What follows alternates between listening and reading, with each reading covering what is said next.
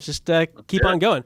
I think the next one we want to move to was another student game of yours, and it's a classy little title known as. You gotta wait for it to load here. Just take a second. The Fourth Wall. Yeah. So, just give it a sec here. Here we go. All right. Team Pig Trigger.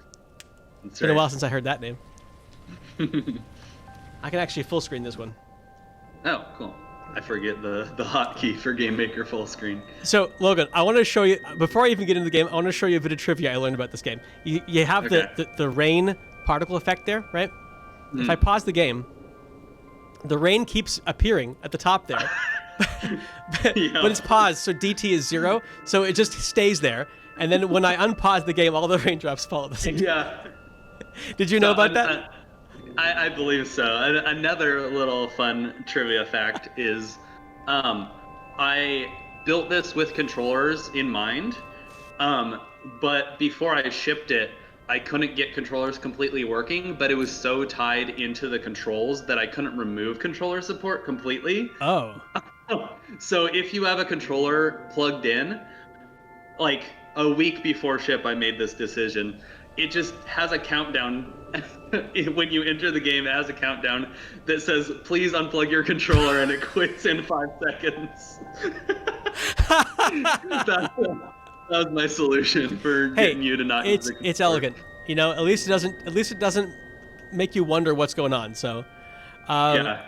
All right. Well, I think it like messed up the animations or something if you had a controller plugged in. All right.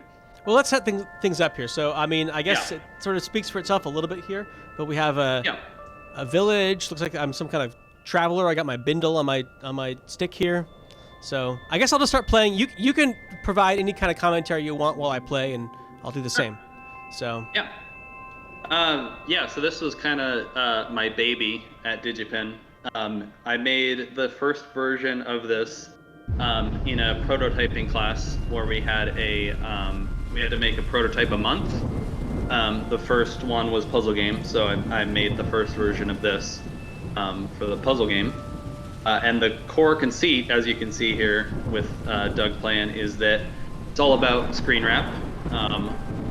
And I was, even though Pac-Man is like the one everyone knows, I was inspired by VVV. There was a section where there was screen wrap, and you had to find the exit that didn't make any sense for it to screen wrap.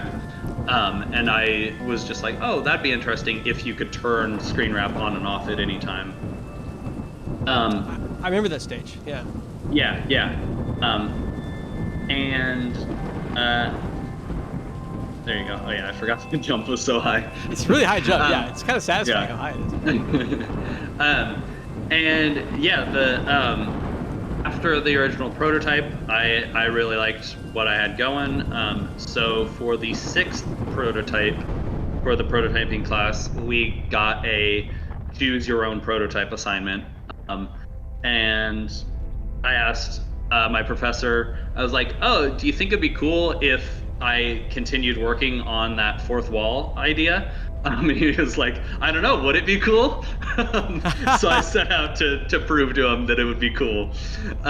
Who was that? So James Portnow, the prototyping professor. And so I worked on it for that. And then I still enjoyed what I was working on. So I kept working on it over the summer with the goal of submitting it to competitions. And so, and then was this your your game project at some point, or? I don't think it ever was. I think I was just doing it basically in my free time over the summer because I wanted to submit to festivals. But I don't know if it ever was my game project. But anyways, yeah, I submitted to festivals, got into the indie game challenge, which doesn't exist anymore. And then eventually released the full version, and people seemed to dig it. Yeah, it's a fun game. I mean, I know that like certainly among my friends, because so when I entered as a freshman, it was me, a bunch of my friends, me, Alec, who I think is in the chat here, we had Davis, we had a bunch of us, and we all really liked to play this game, whenever you had it in playtesting club. So, we played it a real lot. And can you moonwalk? You used to be able to moonwalk in this game. I feel like. In real life or in the game? Like I can walk in place. I think you can. Yeah.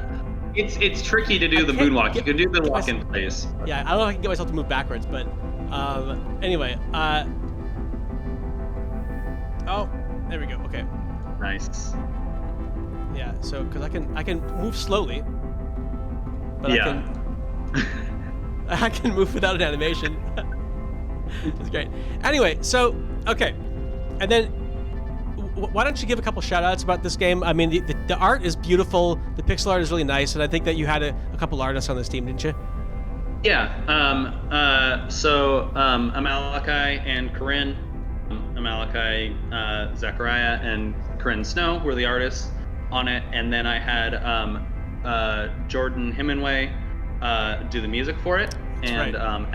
Alec in the chat did the ending theme song. Oh yeah, I forgot about that. That's right. Yeah. People may know Jordan. He created Nitronic Rush. He worked on Nitronic Rush and then Distance. That's right. I forgot about that connection too. That's kind of neat. So yeah, I think I probably assumed that MJ did the music just because. He does the music for everything, but that's cool.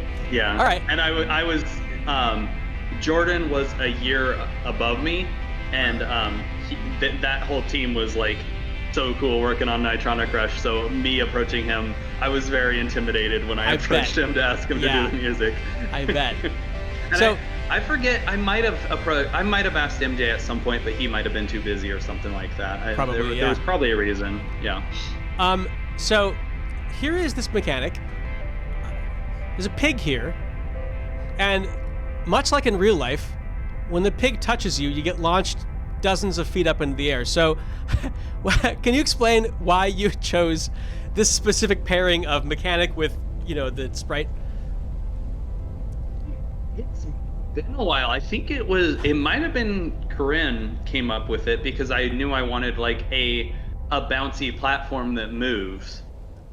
And our team was Team Pig Trigger, and pigs are like round and squishy, so that makes sense, right? I mean, why not? Like, it works perfectly fine. It's like it's one of those things where it's like you may as well just go ahead and do that. Let's see. Yeah. So I'll probably play just one more level here. We'll move on, but keep going. Okay. Yeah, there were a lot of interesting. And then pigs just go into the spikes and die. Oh God, it's brutal. This and game they hop on the lava too. I love that. It is, yeah, I love that. It's great. But see, look at this. See now the blood's gonna be on my hands because I'm holding the screen wrap, waiting for that pig. As soon as I let go, oh God, I feel terrible. The classic trolley problem right there. Exactly. And the cannon has a pig picture on it. That's kind of fun. Yeah. There are a lot of interesting art choices to be made because like the choice of it being a wizard was like, okay, how do you even like the screen wrap mechanic doesn't even make sense. So like, what do you? Oh, it's a wizard. It's a wizard. He does magic. He does magic to do that. So there are a lot of interesting. Whoa! What did I do? In that way. Oh, you sent the pig flying. I guess he's coming back. Come back, but it's gonna be a while before it gets back. Can I even finish the? I can if I'm careful. I can. Yeah, I think you can. Yeah. Let's go over here. Oh no! We're good. It's so close. Oh. Saved. Oh, you got this. There we go. Nice. All right, I'm gonna go through this door, and we're gonna move on to the next game. But check this game out. It's really fun. I mean, this is I've played like maybe 40% of it right now. Yeah, it's real short. Yeah. But also, I mean, there's plenty more. So there's a lot of neat puzzles that go here. So I really enjoyed this game a lot. So let's go ahead and exit that